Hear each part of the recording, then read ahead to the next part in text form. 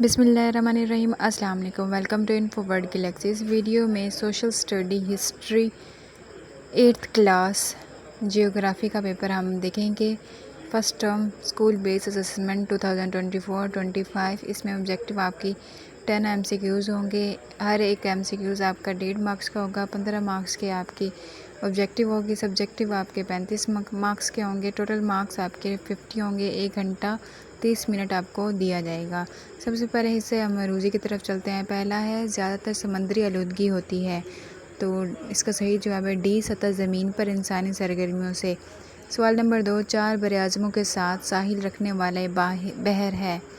इसका सही जवाब है बी, बहर अलकाहिल और बहर ओकेयानूस। सवाल नंबर 3, ज़मीन का दर्जा हरारत के बढ़ने का नतीजा है, तो इसका सही जवाब है ए, खुश्क साली की कसरत।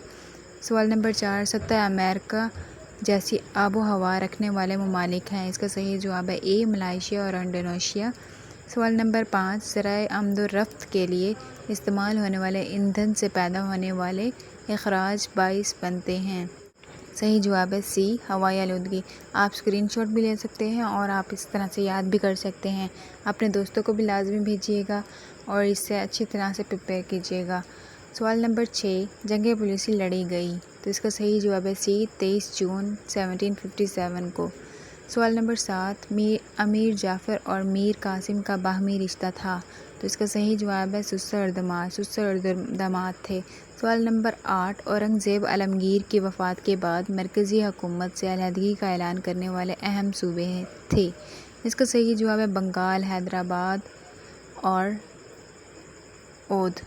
सवाल नंबर 9, दारुल उलूम देवबंद में तालीम दी गई थी, तो किस चीज़ की तालीम दी जाती थी? ख़ताती, कपड़ा बुनने और जल्द साजी की तालीम दी जाती थी। सवाल नंबर 10, वीडियो को लाइक कर दें, चैनल को सब्सक्राइब कर दें। 15 नई रियासतें वजूद में आईं, तो इसका सही जवाब है सी, सर्द जंग के बाद। सर्द जंग के बाद 15 रियासतें वजूद।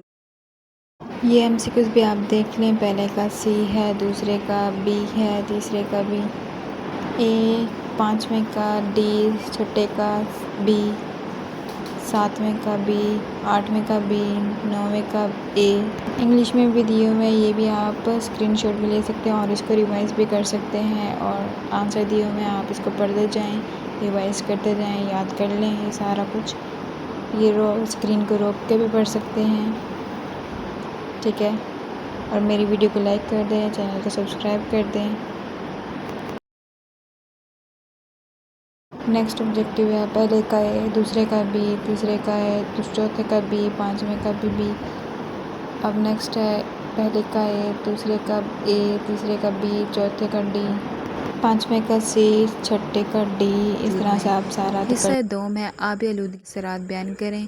यह आपके 5 नंबर का दिया जाएगा। आलूदगी और मौसमियाती तब्दीली के दरमियान ताल्लुक़ को बयान करें। ये भी 5 नंबर का दिया जाएगा। सवाल नंबर 12 है, मुसलमान हुक्मरानों ने बरतानवी इस्तामार के ख़िलाफ़ मज़ाहमत के लिए क्या इक़दाम किए, वाज़ेह करें। ये भी 5 नंबर का दिया जाएगा।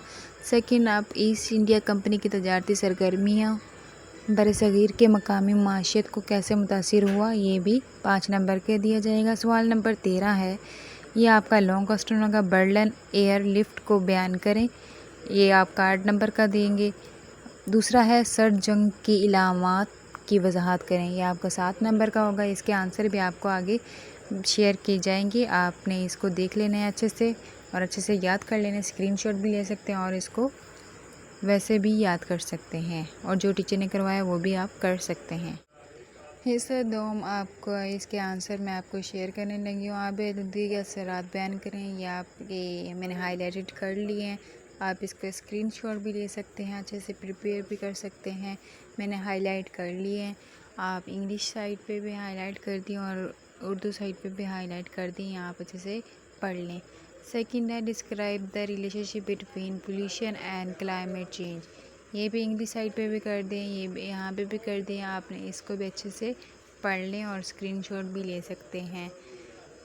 नेक्स्ट है, what is step took Muslim ruler to resist British colonisation, explain.